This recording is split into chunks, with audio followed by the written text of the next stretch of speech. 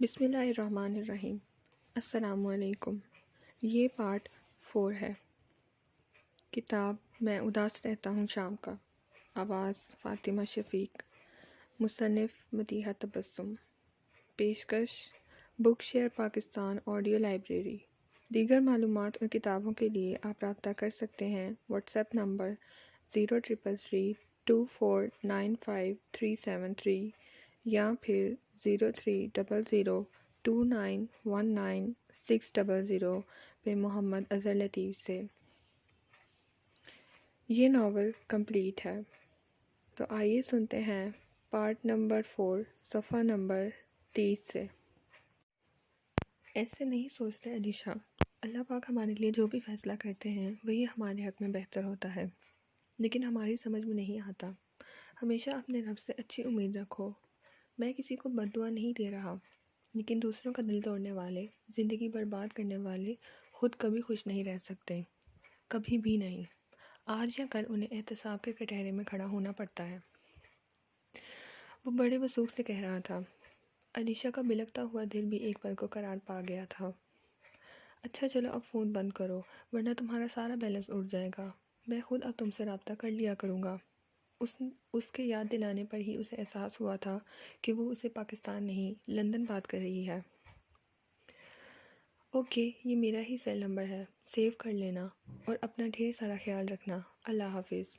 اللہ حافظ۔ ہادی سے بات کر کے اس کا موڈ کافی حد تک بہتر ہو گیا تھا۔ پسماندگی اور احساس کمتری میں خاطر خواہ کمی آئی تھی۔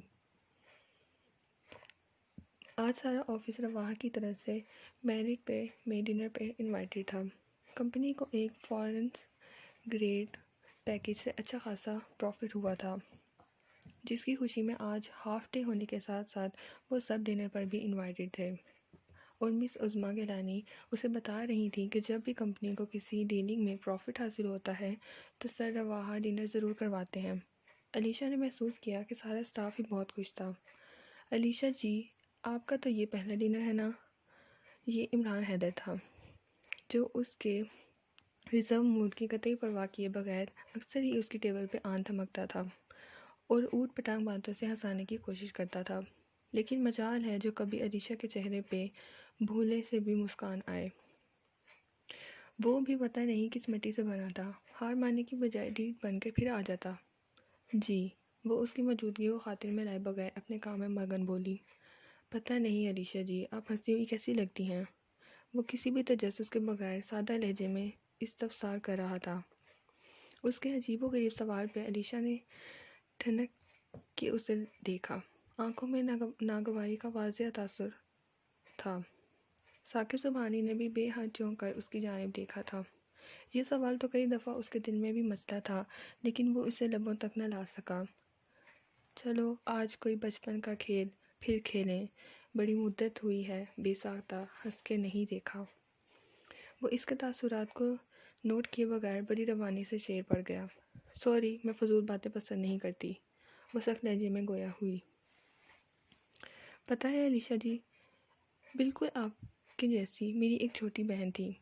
تقریباً 70% تو آپ دونوں کی شکل ضرور ملتی ہوگی، لیکن وہ بلا کی ہنسمکھ اور حاضر جواب تھی۔ لیکن میں نے آپ کو دیکھا تو مجھے یوں لگا جیسے میری عالیہ میرے سامنے آن کھڑی ہوئی، لیکن آخر میں اس کی آنکھوں میں بھی ایسا ہی درد ٹھہر گیا تھا جیسا آپ کی آنکھوں میں نظر آتا ہے۔ وہ کسی غیر مرئی نکتے پر نظریں جمائے نہ جانے کس احساس کے تحت بولتا چلا گیا تھا۔ آخر میں اس کا گلا رند گیا تو وہ خاموشی سے کرسی گھسکا کر کھڑا ہو گیا۔ عمران صاحب، علیشا نے بے ساختہ اسے پیچھے سے پکارا۔ اسے اپنے کرخت لہجے کا احساس ہوا تو خود بخود ہی شرمندگی کے نے آن گھیرا۔ جی، وہ اس کی طرف پلٹا۔ آپ کی سسٹر اب کہاں ہیں؟ نہ جانے کیوں یہ سوال پوچھتے ہوئے اس کا دل بے ساختہ زور زور سے دھڑکنے لگا۔ کسی انجانے خدشے کے پیش نظر، کسی انہونی کو محسوس کرتے ہوئے، وہ اب اس دنیا میں نہیں ہے۔ شاید وہ اپنے اللہ کو ہم سے بھی زیادہ پیاری تھی، وہ بھیگے لہجے میں کہتے، پلکیں جھپک جھپک کر آنسو پیچھے دھکیلتے ہوئے اپنی سیٹ کی طرف بڑھ گیا تھا۔ علیشا کو لگا تھا اس کا دل بند ہو گیا ہے اور اندر کہیں سناٹے اتر آئے ہوں۔ عمران حیدر کا دکھ اسے اپنا دکھ لگا تھا حالانکہ بظاہر ان دونوں کے بیچ کوئی ایسا رشتہ نہیں تھا، لیکن شاید پھر بھی ایک بات ان دونوں کے درمیان مشترک تھی، اور وہ تھی غم۔ دکھ درد بھی انسان کو کیسے ایک دوسرے کے قریب لے آتے ہیں۔ وہ عمران حیدر جس سے وہ کچھ دیر پہلے انتہائی کفت محسوس کر رہی تھی، اب کیسے اسے ہادی کی طرح دکھنے لگا تھا، بالکل ایسے ہی جیسے عمران کو اسے علیشہ کی شکل میں عالیہ نظر آئی تھی۔ آج چونکہ ہاف ڈے تھا، لہٰذا سارا سٹاف ہی جلدی روانہ ہو گیا تھا۔ البتہ حیدر ابھی تک اپنی ٹیبل پر بیٹھا کمپیوٹر پر نظریں ٹکائے ہوئے تھا، بالکل خالی، ویران، بنجر نگاہیں۔ وہ خود کو اس کی ٹیبل تک جانے سے روک نہیں پائی تھی۔ عمران صاحب، اس نے آہستگی سے پکارا تو وہ چونک کر اس کی جانب متوجہ ہوا۔ آئی ایم سوری، وہ نگاہیں جھکا کے بولی۔ فار واٹ علیشہ جی؟ اس نے زبردستی مسکرانے کی کوشش کی۔ لگتا ہی نہیں تھا کہ عمران حیدر کے اندر اتنے بڑے بڑے دکھ بسیرا کیے ہوئے ہیں۔ بظاہر وہ ہر وقت ہنستا مسکراتا رہتا تھا، لیکن اس کا اندر ہر وقت کرلاتا تھا۔ ایکچولی میں نہیں جانتی تھی کہ آپ کی سسٹر آپ کے ساتھ اتنی بڑی ٹریجڈی ہو چکی ہے۔ اس نے نگاہیں اٹھا کے اسے دیکھا۔ یہ دنیا ہے علیشہ جی، یہاں تو یہی سلسلہ ہے، کل کسی کی باری تھی، آج ہماری ہوگی، لیکن خدارا آپ اپنے ساتھ یوں نہ کیجیے۔ غم چاہے کتنا ہی بڑا کیوں نہ ہو، ہمیشہ اپنے اللہ سے اچھی امید رکھنی چاہیے۔ میں آپ کی آنکھوں میں زندگی کے احساس کو مرتے دیکھتا ہوں تو میرے سامنے عالیہ آ جاتی ہے۔ اس نے بھی اپنی امید توڑ ڈالی تھی، حالانکہ ڈاکٹر کہتے تھے کہ اگر یہ اپنی ول پاور سے کام لیں تو ہماری کوشش بھی کامیاب ہو سکتی ہے، لیکن وہ ہار گئی۔ وہ چند ثانیے کو خاموش ہو گیا، پھر خود کو سنبھال کر اس سے مخاطب ہوا۔ آپ نے ہارنا نہیں ہے علیشہ جی، اس زندگی کو جیت کے دکھانا ہے۔ جن لوگوں نے ہمیں جھکایا ہوا ہو انہی کو سر اٹھا کے دکھانا ہے، اسی کا نام زندگی ہے۔ جی ضرور، انشاءاللہ۔ عمران حیدر کی باتوں سے اس سے بھی توانائی بخشی تھی۔ ویری گڈ، اس کے مثبت جواب نے اسے حقیقتاً خوش کیا تھا۔ اوکے، میں اب چلتی ہوں، ٹائم کافی ہو گیا ہے۔ وہ اپنا بیگ سنبھالتی کھڑی ہو گئی۔ گھر آ کے شاور لے کر وہ لمبی نیند سونے کے لیے لیٹ گئی، کیونکہ وہ خود کو فریش کرنا چاہتی تھی، اور ویسے بھی ڈنر پر جانے کا اس کا کوئی ارادہ نہیں تھا۔ وہ لیٹی تو واقعی اسے گہری نیند آ گئی۔ آنکھ تو تب کھلی جب نور نے آ کے اسے جھنجھوڑا۔ اٹھ بھی جاؤ محترمہ، کیا استبل بیچ کے سو رہی ہو؟ اوہ، اس نے مندی مندی آنکھیں کھولیں۔ چلو میں تمہیں پچھلے 2 گھنٹے سے جگا رہی ہوں، اور تم ہو کہ ابھی اوں آ ہی کر رہی ہو۔ اٹھ جاؤ، میں لان میں سب کے لیے چائے لگا رہی۔ ماما کا آرڈر ہے کہ تمہیں بھی اٹھایا جائے۔ اس نے کمبل کھینچتے ہوئے بلند آواز سے حلق پھاڑا، گویا وہ بہری ہو۔ اچھا تم چلو، میں آ رہی ہوں، وہ بیڈ سے اتر کے سلیپرز پہنتے ہوئے بولی۔ جی بہتر میڈم صاحبہ، وہ کورنچ بچا لیں۔ علیشہ مسکراتے ہوئے باتھ روم میں گھس گئی۔ منہ ہاتھ دھو کے وہ نیچے آئی تو تہمینہ آنٹی اور نور کے ساتھ اسے رواحہ بھی بیٹھا ہوا نظر آیا۔ سب کو مشترکہ سلام کر کے وہ نور کے برابر والی چیئر پر بیٹھ گئی۔ خوشگوار باتوں کے درمیان ان سب نے چائے ختم کی۔ تہمینہ آنٹی کی کوئی عزیزہ آ گئیں تو وہ ان کے ساتھ ڈائننگ روم میں چلی گئیں۔ نور بھی ان کے ساتھ اندر تک گئی۔ وہ چونکہ انہیں جانتی نہیں تھی، اس لیے وہ سلام دعا کے بعد وہیں بیٹھ گئی۔ شام 7 بجے تک تیار ہو جائیے گا، میں آپ کو ساتھ لیتا ہوا جاؤں گا، رواحہ نے اسے مخاطب کر کے کہا۔ لیکن میرا تو ڈنر پہ جانے کا کوئی ارادہ نہیں ہے۔ وہ چند لمحے تو گم گم کی کیفیت میں بیٹھی رہی، لیکن پھر بول ہی پڑی۔ کیوں؟ اس نے اچنبھے سے دریافت کیا۔ بس ایسے ہی، کیا میرا جانا بہت ضروری ہے؟ اس نے شانے اچکاتے ہوئے پوچھا تھا۔ ضروری تو کسی کا بھی نہیں ہے، لیکن پھر بھی آپ کو شرکت کرنی چاہیے، آپ کے لیے فائدہ ہوگا۔ اس کے انداز میں اصرار تھا۔ نفع نقصان سوچنا چھوڑ دیا ہے میں نے، وہ سپاٹ لہجے میں بولی۔ رواحہ جو مزید کچھ کہنے جا رہا تھا، نور کو اپنی طرف آتے دیکھ کر خاموش ہو گیا۔ وہ لڑکی جس سے وہ حد درجہ متنفر تھا، اب خواہ ہی دل ہر وقت اس سے بات کرنے کے لیے ہمکتا رہتا تھا۔ اس سے وہ خود دور بھاگتا تھا اور خار کھاتا تھا۔ اب جب وہ دونوں اس سے کتراتی تھی تو وہ اس کے پیچھے لپکتا تھا۔ اس نے تو بڑی صاف ستھری زندگی گزاری تھی، پہلے اپنی پڑھائی میں مصروف رہا، پھر بزنس کی طرف لگ گیا، کبھی لڑکیوں کی طرف دھیان ہی نہیں گیا۔ اگرچہ بڑی ماما انہوں نے بھی کئی دفعہ اس سے پوچھا تھا کہ اگر کوئی لڑکی اس کی نظر میں ہے تو اس سے بتا دے، لیکن اس نے کبھی کسی کو ایسی نظر سے دیکھا ہی نہیں تھا تو انہیں کیا بتاتا۔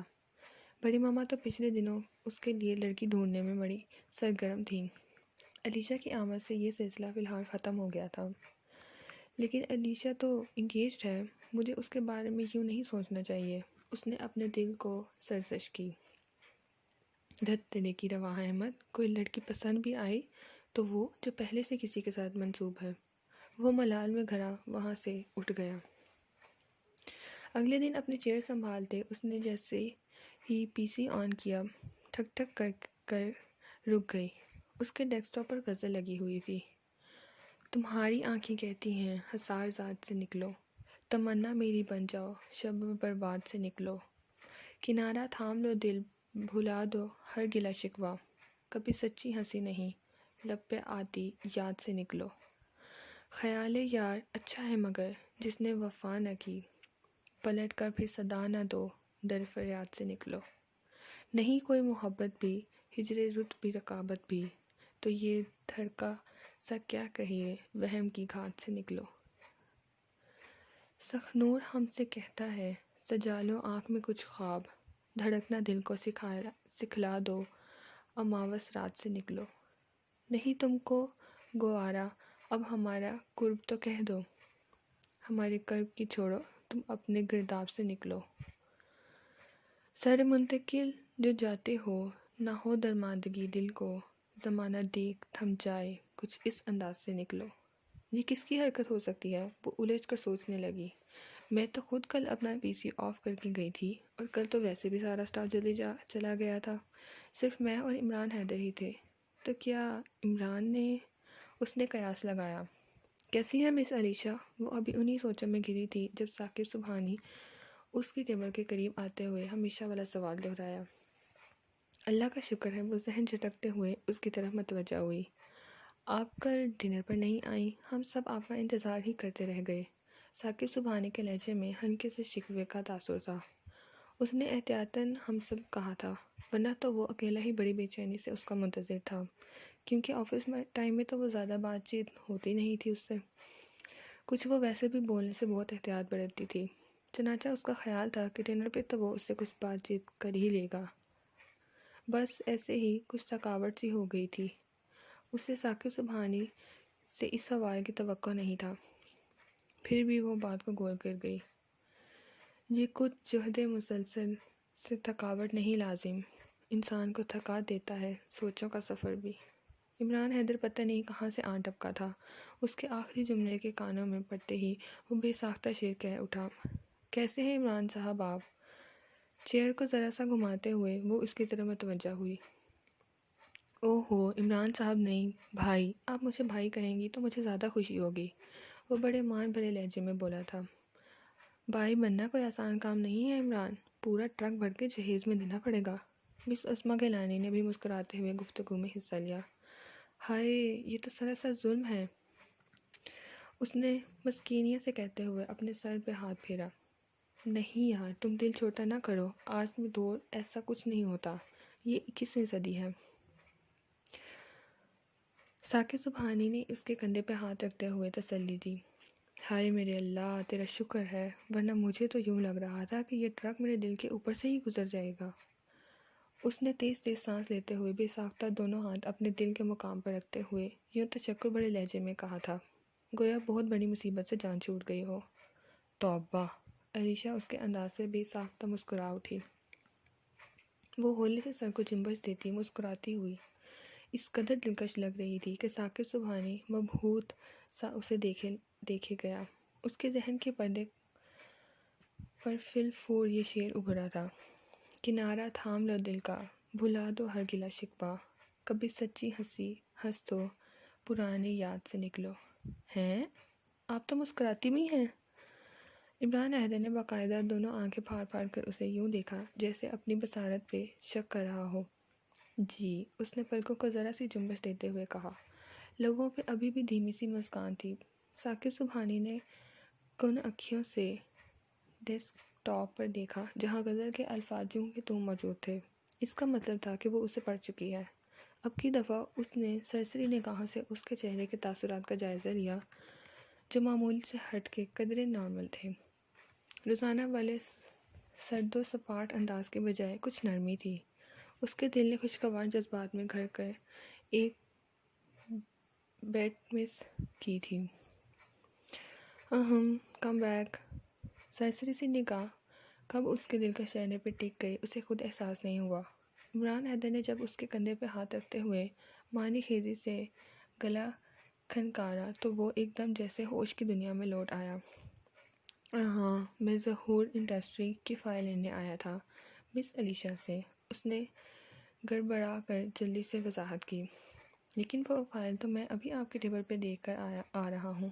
عمران حیدر نے ایک محفوظ سی مسکراہٹ لبوں پہ سجاتے ہوئے اس کے بوکھلائے ہوئے انداز کو نوٹ کیا۔ اوہ ہاں، میں بھول گیا شاید، بے ربط سے لہجے میں کہتا وہ وہاں سے اٹھ گیا۔ یہ ثاقب صاحب کو کیا ہو گیا ہے آج؟ اس کی آنکھوں میں الجھن تیر رہی تھی۔ ہو جاتا ہے علیشہ جی، یہ ظالم چیز ہی ایسی ہے، اچھا بھلا انسان ہوش گنوا بیٹھتا ہے۔ عمران حیدر نے اس کی الجھن کو رفع کرنا چاہا تھا۔ کون سی چیز؟ اس نے متعجب ہو کر استفسار کیا۔ آپ نہیں سمجھو گی ابھی۔ آہستگی سے نفی میں سر ہلاتے ہوئے وہ ابھی اٹھ گیا۔ وہ بھی میانیادی سے کندھے جھٹکتے ہوئے اپنے کام کی طرف متوجہ ہو گئی۔ تم آج ہمارے ساتھ شاپنگ کے لیے جا رہی ہو اور کل بھی ہر حال میں تمہیں فنکشن اٹینڈ کرنا ہے اور بس۔ نور نے دونوں ہاتھ اٹھاتے ہوئے حتمی لہجے میں فیصلہ سنایا تھا۔ لیکن نور، میں انجان لوگوں میں جا کر کیا کروں گی؟ وہ ابھی بھی متامل تھی۔ تہمینہ آنٹی کے خاندان میں کسی عزیز کی شادی تھی۔ نور تو بڑے جوش و خروش سے اس کے لیے پروگرام بنا رہی تھی اور ساتھ میں اسے بھی گھسیٹ رہی تھی، جبکہ وہ انکاری ہو رہی تھی۔ کبھی تو وہ ان محافل کو بڑے ذوق و شوق سے اٹینڈ کیا کرتی تھی، لیکن اب تو وہ زیادہ بھیڑ بھاڑ سے ویسے ہی بڑی جلدی گھبرا جاتی ہے، اور اس کی اس خامی کو ہی تو نور دور کرنا چاہتی تھی۔ اس نے بھی پکا تہیہ کر لیا تھا، وہ جتنا بھی انکار کر لے وہ اس کے انکار پر ہرگز کان نہیں دھرے گی۔ انجان لوگوں سے ہی تعلقات پیدا کر کے جان پہچان بنائی جاتی ہے۔ نور نے اس کے لنگڑے عذر کو چنکیوں میں اڑا دیا تھا۔ لیکن مجھے نہ تو کسی سے جان پہچان بنانی ہے اور نہ ہی تعلقات استوار کرنے ہیں، وہ اس کی مسلسل ضد سے عاجز ہو کے بولی۔ ایک تو تم بحث بہت جلدی کرتی ہو علیشہ۔ وہ بھی ضد ہو گئی، لیکن اپنی ضد سے پیچھے نہیں ہٹی تھی۔ لیکن ساتھ تو میں تمہیں لے کر ہی جاؤں گی۔ مائی گاڈ، علیشہ نے اپنا سر دونوں ہاتھوں میں گرایا۔ لڑکیوں، جلدی کرو، رواحہ آ گیا ہے، جلدی تیاری کرو ورنہ شور مچا دے گا۔ تہمینہ آنٹی کے اندر داخل ہوتے ہوئے دونوں کو وارن کیا۔ جی ماما، ہم تو تیار ہیں۔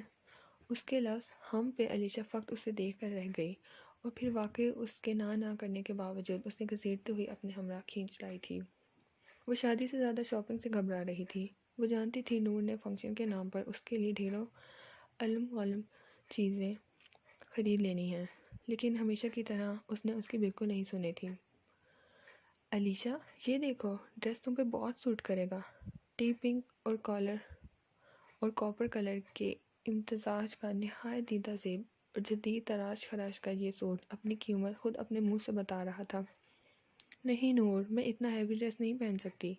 اس نے فوراً اسے بیشتر مسترد کر دی۔ کیوں نہیں پہن سکتی؟ تم شادی پر جا رہی ہو کہ کسی سوگ میں تو نہیں جا رہی؟ وہ اس کے انکار کو قطعی اہمیت دیے بغیر بولی تھی۔ تو تم اپنے لیے خرید لو نا، اتنا ہی پسند آ گیا ہے تو۔ اس نے اپنے تئیں بڑا اچھا مشورہ دیا تھا۔ اگر میں تمہاری جتنی خوبصورت ہوتی نا تو ایک سیکنڈ کی تاخیر کیے بغیر خرید لیتی، وہ صاف کوئی سے بولی تھی۔ وہ رواحہ کے سامنے ہی یوں منہ پھاڑ کے اس پر کمنٹ پاس کرنے کی اسے اندازہ نہیں تھا۔ فضول باتیں مت کیا کرو۔ وہ سرخ چہرہ لیے دوسری سمت مڑ گئی۔ فضول بات کب کی ہے؟ تم چاہے رواحہ سے پوچھ لو۔ کیوں رواحہ؟ یہ والا ڈریس علیشہ پہ سوٹ کرے گا یا نہیں؟ وہ رواحہ کو متوجہ کر کے بولی۔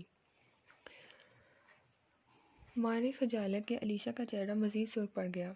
ایسی بے باکی نور نے کبھی اس کے ساتھ نہیں کی تھی۔ پتہ نہیں آج وہ کون سا بدلہ چکانے کے موڈ میں تھی۔ مجھے تو لگتا ہے یہ ڈریس بنا ہی مس علیشہ فرحان کے لیے ہے۔ رواحہ نے دونوں بازو سینے پہ لپیٹتے ہوئے اس کے چہرے کو اپنی نرم گرم نظروں سے کی زد پہ رکھتے ہوئے کہا تھا، ارے مس علیشا، آپ یہاں؟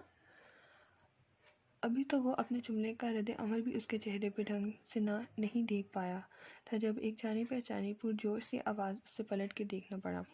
سامنے ثاقب سبحانی کھڑا تھا۔ وہ بھی اسے دیکھ چکا تھا، اس لیے پہلے ہی اس کی طرف بڑھا۔ السلام علیکم سر، کیسے ہیں آپ؟ نہ جانے کیوں رواحہ کو یوں محسوس ہوا تھا کہ علیشا کو دیکھ کر اس کی آنکھوں کی چمک کئی گنا بڑھ گئی تھی۔ رواحہ نے اپنا وہم سمجھ کر اسے جھٹلانا چاہا تھا۔ سر، یہ میری آپا ہیں، اور آپا یہ ہمارے سر رواحہ احمد ہیں۔ وہ اب اپنے ساتھ کھڑی 30-20 سالہ خاتون سے اس کا تعارف کروا رہا تھا۔ اچھا، تو آپ علیشا ہیں؟ رواحہ سے سلام دعا کے بعد وہ خود ہی علیشا سے مخاطب ہو گئی تھیں اور اس سے ہاتھ ملاتے ہوئے نہ صرف اسے اپنے ساتھ لگا لیا تھا بلکہ گال کو بھی ہلکا سا پیار کیا تھا۔ علیشا بلش ہو کے نظر جھکا گئی تھی۔ رواحہ کی نظر بے اختیار ثاقب سبحانی کی طرف اٹھی تھی جو بے خود ہو کر علیشا کو دیکھ رہا تھا۔ اسے ناگواری کے شدید احساس نے اپنی لپیٹ میں لیا تھا اور کم پٹیاں سلگ گئی تھیں۔ ماشاءاللہ، بہت پیاری ہو، وہ سراہتی ہوئی نظروں سے اسے دیکھ کے بولی۔ لگتا ہے آپ کا پہلے سے علیشا سے تعارف ہو چکا ہے۔ نور کی طرف کسی نے توجہ نہ دی تو وہ خود ہی بول پڑی، نہیں، بائی فیس تو آج ہی ملاقات ہوئی ہے، ویسے پہلے تذکرہ کیا تھا ثاقب نے، وہ بغیر ہچکچاہٹ کی بولی تھیں۔ یہ نور ہے میری کزن۔ علیشا کو ان مسلسل نظروں نے کفر میں مبتلا کر دیا تھا۔ وہ ان کی توجہ ہٹانے کو ان کا تعارف نور سے کروانے لگی۔ نائس ٹو میٹ یو، نور نے اس کی طرف سے ہاتھ بڑھایا۔ جلدی کرو نور، مجھے اور بھی کام ہے۔ رواحہ اس سارے سلسلے سے اکتا گیا تھا۔ اس کا بس زیادہ سے جادو کی چھڑی گھما کر علیشا کو ان دونوں بہن بھائی کی نظروں سے غائب کر دیتا۔ اتنا بدھو تو نہیں تھا وہ کہ ثاقب اور اس کی آپا کی نگاہوں کا مفہوم نہ سمجھ سکتا۔ پھر ملاقات ہوگی آپ سے، ابھی ہمیں شاپنگ کرنی ہے۔ نور کا لہجہ معذرت خواہانہ تھا۔ انشاءاللہ ضرور، وہ پر یقین لہجے میں بولی۔ رواحہ کا دل مزید بلکتا ہو گیا۔ اس نے علیشا کے چہرے کو کھوجنا چاہا لیکن وہ ہمیشہ کی طرح سپاٹ تھا۔ ثاقب کی آپا سے الوداعی مصافحہ کرتے ہوئے بھی اس کے چہرے پہ بڑی فارمل سی مسکان تھی۔ اسے دل کے ایک کونے میں اطمینان محسوس ہوا۔ ماشاءاللہ، آج تو مجھے اپنی بیٹی کی نظر اتار لینی چاہیے۔ وہ نور کے ہمراہ تیار ہو کر نیچے اتری تو تہمینہ آنٹی نے بے ساختہ اس کی پیشانی چوم کر کہا تھا۔ اسے اچھی خاصی شرم محسوس ہوئی تھی۔ نور نے اس کے لاکھ نہ کرنے کے باوجود صرف اس نے اسے اتنا ہیوی ڈریس پہنایا تھا بلکہ میچنگ جویلری کے ساتھ میک اپ بھی کر دیا تھا۔ آج کچھ اس کا اپنا موڈ بھی خوشگوار تھا کیونکہ آج صبح ہی ماما اور ہادی دونوں کے ساتھ بات ہوئی تھی۔ ہادی کی جاب فائنل ہو گئی تھی اور اچھی سیلری کے ساتھ رہائش اور کھانے کا بندوبست بھی ہو گیا تھا، اور اس نے علیشا سے کہا تھا، اللہ نے بہت مہربانی کی ہے علیشا، اب ہماری آزمائش کے دن ختم ہو گئے ہیں، میں جلد ہی تمہاری اور ماما کی الگ رہائش کا ارینج کر دوں گا جہاں تمہاری اپنی مرضی کی لائف ہوگی۔ ہادی کا لہجہ دلی خوشی اور اطمینان کا خماز تھا، اور علیشا کو بھی یوں لگا تھا کہ آج اس نے بہت صدیوں کے بعد کوئی خوشی کی خبر سنی ہو۔ ایک بوجھ تھا جو اسے اپنے وجود سے اکتاتا ہوا محسوس ہوا تھا، اور بہت عرصے کے بعد اس نے کسی حد تک خود کو ہلکا پھلکا محسوس کیا تھا۔ نور اس کے اندر مثبت تبدیلی دیکھ کر بہت خوش ہوئی تھی، اور اسی خوشی میں اس نے دھونس بھرے انداز میں اسے تیار کر ڈالا۔ ماما، یہ سارا کریڈٹ آپ کی دختر نیک اختر نور النساء کو جاتا ہے، نور نے فخری انداز میں گردن اکڑاتے ہوئے کہا تھا۔ بالکل بھائی، اس میں تو کوئی شک نہیں ہے، انہوں نے مسکراتے ہوئے تائید کی۔ چلے ماما، دیر کس بات کی ہے؟ نور نے وال کلاک پر نظر ڈالتے ہوئے کہا۔ ہاں بیٹا، رواحہ آتا ہی ہوگا، تم دونوں اسی کے ساتھ چلے جاؤ، تمہارے پاپا ذرا لیٹ آئیں گے، ہم پھر بعد میں آ جائیں گے، انہوں نے آگاہ کیا۔ اور یہ رواحہ صاحب کب تک تشریف لائیں گے؟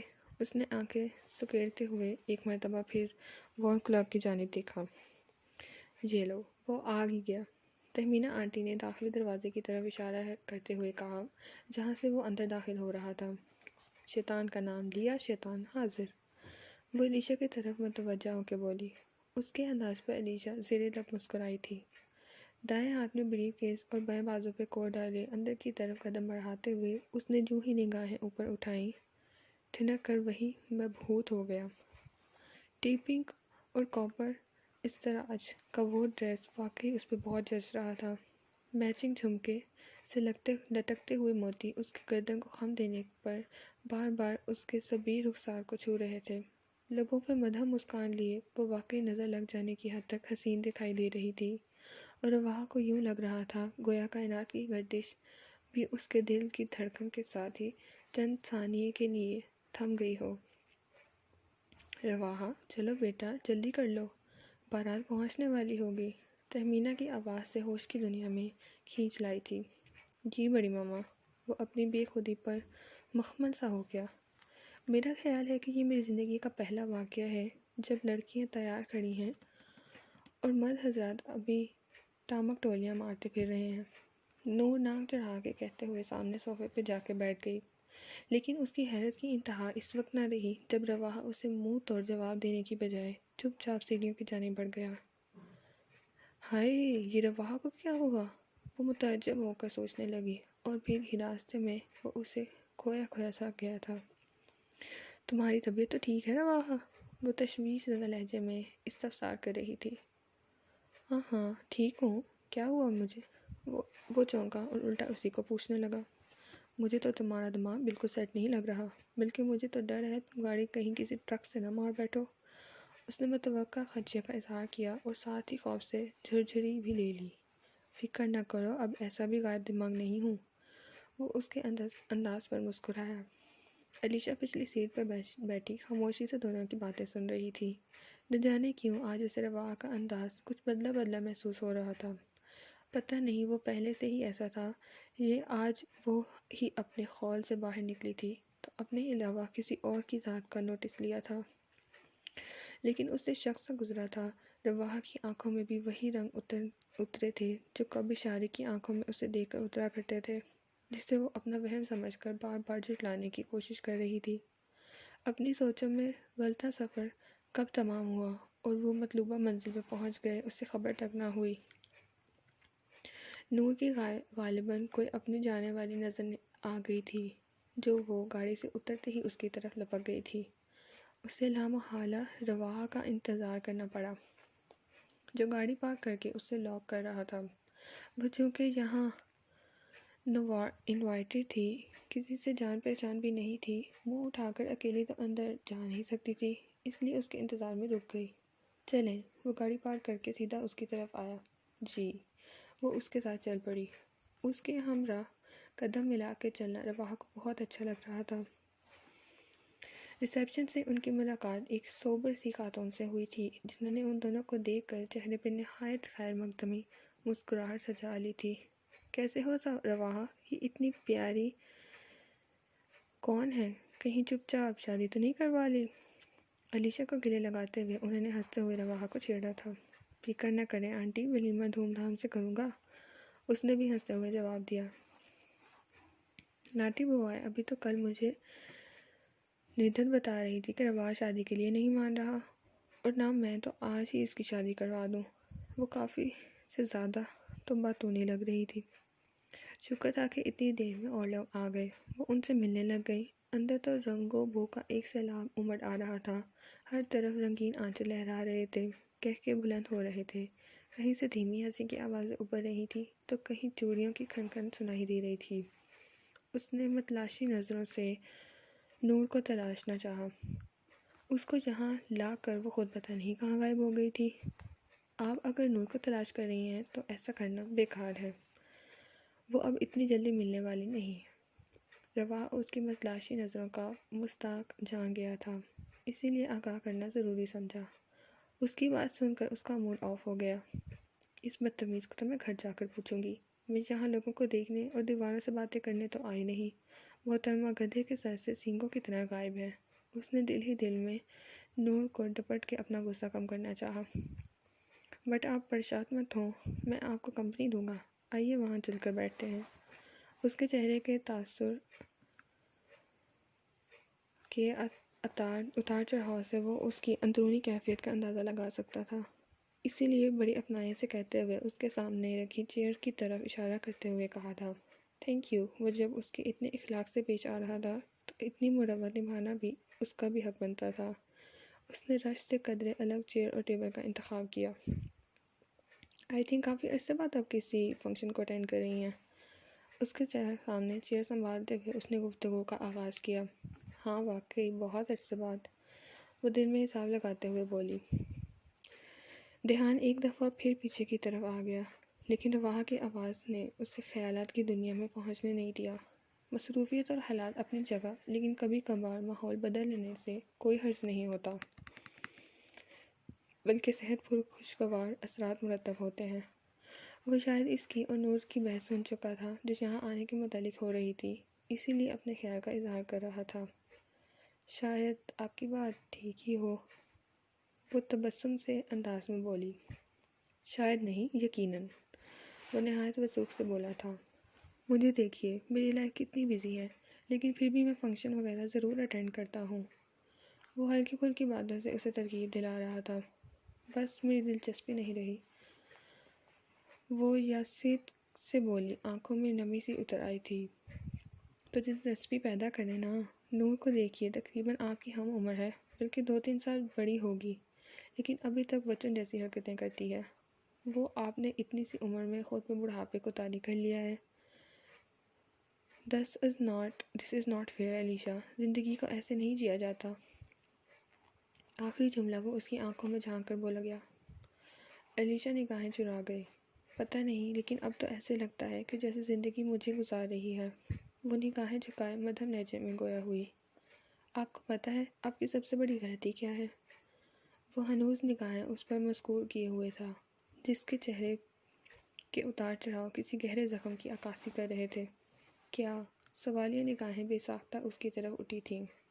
آپ کی بزدلی، وہ یقین سے بھرپور انداز میں بولا۔ میری بزدلی؟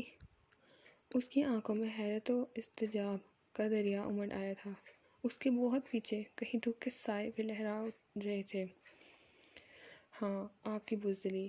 آئی ڈونٹ نو آپ کے ساتھ کیا واقعہ پیش آیا ہے، لیکن اس دنیا میں بہت سارے لوگ ایسے ہیں جنہیں آپ سے بھی بڑے غم ملے ہوں، جنہیں زندگی نے آپ سے بھی بڑا دھوکہ دیا ہوگا، لیکن وہ یوں آپ کی طرح ہار کر نہیں بیٹھ جاتے، بلکہ آزمائش کی بھٹی میں کندن بن کر اسی سے داد وصول کرتے ہیں۔ اور ایسا کام بزدل نہیں، بہادر لوگ ہی کیا کرتے ہیں۔ نہ چاہتے ہوئے بھی وہ دونوں اس موضوع پر آ گئے جسے زیر بحث لانے کا دونوں کا ارادہ و خیال نہیں تھا۔ جب پاؤں کے نیچے زمین اور سر کے اوپر آسمان نہ ہونا تو انسان ہمت ہار ہی جاتا ہے۔ اس کی آنکھوں میں بے بسی بلگورے لے رہی تھی۔ یہی تو آزمائش کا وقت ہوتا ہے، اگر آپ پہلے قدم پہ ہی ڈھہ جائیں تو باقی کا سفر کیسے طے کریں گی؟ وہ بڑی خوبصورتی سے اسے سمجھا رہا تھا۔ آپ ٹھیک کہتے ہیں، شاید میں واقعی بزدلی ہوں، وہ ہار مان کے بولی تھی۔ رواحہ اس کے معصومیت بڑے انداز پہ بے ساختہ مسکرا اٹھا۔ اس سمے اس سے ٹوٹ کر پیار آ رہا تھا اس پر۔ صفحہ نمبر 38 کا پارٹ 3 اختتام پذیر ہوتا ہے۔ ناول میں اداس رہتا ہوں شام کا بقیہ حصہ پارٹ 5 پہ سماعت فرمائیے۔